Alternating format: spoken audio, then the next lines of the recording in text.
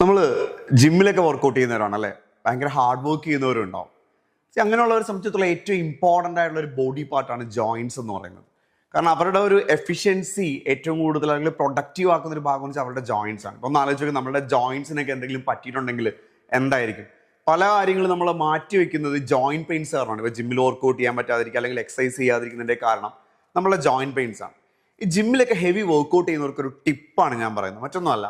ഈ ജിമ്മിലൊക്കെ heavy workouts ഒക്കെ ചെയ്ത് കഴിയുമ്പോൾ നമുക്ക് ബോഡി പെയിൻസും ജോയിന്റ് പെയിൻസ് ഒക്കെ ഉണ്ടായിരിക്കും.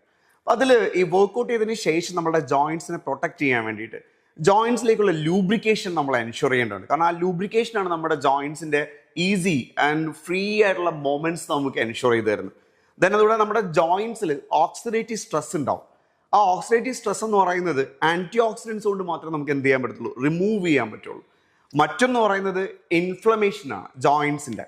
ആ ഇൻഫ്ലമേഷൻ നമ്മൾ എൻഷുർ ചെയ്തിട്ടുണ്ടെങ്കിൽ മാത്രമേ നമ്മുടെ ജോയിൻസിന്റെ പെയിനിൽ നമുക്ക് റിക്കവർ ചെയ്യാൻ പറ്റത്തുള്ളൂ. പല ഫിസിയോതെറാപ്പി ആക്ടിവിറ്റീസിലും ഇപ്പോൾ ഇത്തരത്തിലുള്ള കാര്യങ്ങൾ ശ്രദ്ധിക്കാറുണ്ട്.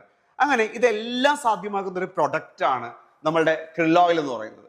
ഇപ്പോൾ krill oil കുറിച്ച് പറയുകയാണെങ്കിൽ ഏറ്റവും എളുപ്പത്തിൽ പറയാൻ വേണ്ടി നമ്മൾ ഈ omega-3 നിങ്ങൾ സെർച്ച് ചെയ്യണമെങ്കിൽ പല ആൾക്കാർ ജിമ്മിൽ വർക്ക്ഔട്ട് ചെയ്തതിനു ശേഷം omega-3 കഴിക്കാറുണ്ട്.